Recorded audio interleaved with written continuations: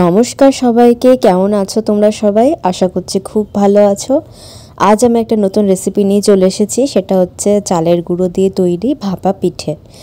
তো চালের গুঁড়োকে প্রথমে ভালো করে এরকমভাবে চেলে নিতে হবে, আর অবশিষ্ট যে নোংরাটা আছে সেটাকে ফেলে দেবো, সেটা আমাদের কিন্তু ব্যবহারে লাগবে না।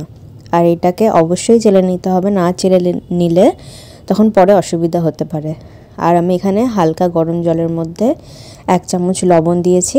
এবার অল্প অল্প করে জল দিয়ে এটাকে শুকনো করে মাখাবো, একদমই কিন্তু বেশি ভেজা করব না, ব্যাস এইটুকুটাই থাকবে, আর ভেজা করব না। এটাকে প্রায় 2 থেকে 3 ঘন্টা মতো আমি ঢেকে রেখে দিলাম। পরে এটা কিন্তু একটু ফুলে যাবে, জল পাওয়ার ফলে এটা একটু ফুলে যায়। এরপর আমি একটা থালা নিয়েছি, তার উপর একটা নেটের পাত্র নিয়েছি। এরকম ধরনের যদি পাত্র থাকে তাহলে খুব ভালো হয়। এরপর ভেজা চালের গুঁড়োগুলোকে হাতের সাহায্যে একটু ভেঙে ভেঙে নিয়ে এটার মধ্যে হাত দিয়ে এরকমভাবে করে নিতে হবে, যাতে গুঁড়োগুলো নিচে থালার মধ্যে যাতে পড়ে যায়। তো আমাদের কিন্তু ওটাই কাজে লাগবে ভাপা পিঠের জন্য। তো এরকম কত সুন্দর দেখতে লাগছে, বরফের টুকরোর মতো। এরকমভাবে আমি পুরোটা করে নিব। আর একটা বাটি নিয়েছি, ছোট বাটি হলে খুব ভালো হয়। আমি এখানে বড়ই নিয়েছি, ছোট ছিল না এর থেকে।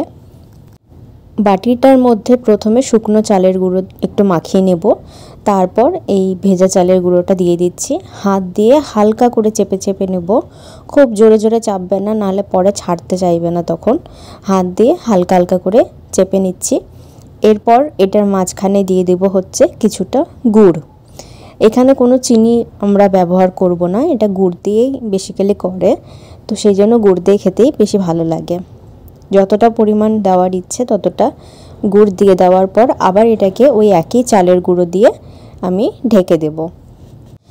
ঢেকে দেওয়ার পর আবার হাতের সাহায্যে হালকা হালকা করে চেপে চেপে দেব, যাতে গুড়ের সাথে চালের গুঁড়োটা ভালো মতো সেটে যায়, যাতে একসাথে ভালো মতো হয়ে যায়। এরকমভাবে হালকা হাতে এরকমভাবে চেপে দিচ্ছি। এবার আমি এখানে কিছু সুতির কাপড় নিয়েছি, সুতির কাপড়গুলোকে ছোট ছোট চৌকো করে কেটে সেটাকে জলের মধ্যে ভালো মতো ভিজিয়ে জলটাকে ভালো মতো বার করে নিয়েছি কাপড়টার মধ্যে থেকে। এরকমভাবে কিন্তু ভেজা কাপড়ই এখানে ব্যবহার করতে হয়। তো ভেজা কাপড়টাকে এটার উপর রেখে দিলাম। কাপড়ের মধ্যে কিন্তু জল নেই, তবুও ভেজা ভাবটা কিন্তু থাকবে।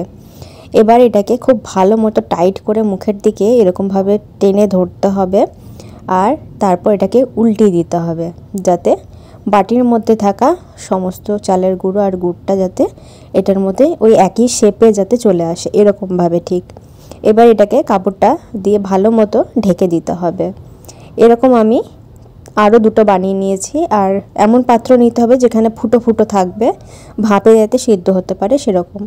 আর তলায় একটা পাত্র আছে যেটার মধ্যে জল আছে, ওটাতে জলটা গরম হবে আর উপরে ভাপে সেদ্ধ হবে।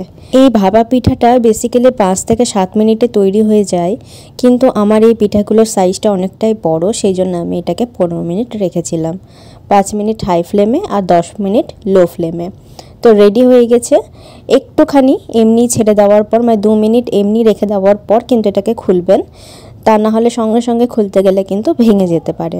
2 মিনিট এমনি সাইডে রেখে দিয়েছিলাম, তারপর আমি এটাকে ছাড়িয়ে নিচ্ছি। খুব ইজিলি কিন্তু রিমুভ হয়ে যায় কিছুক্ষণ পর ছাড়ালে।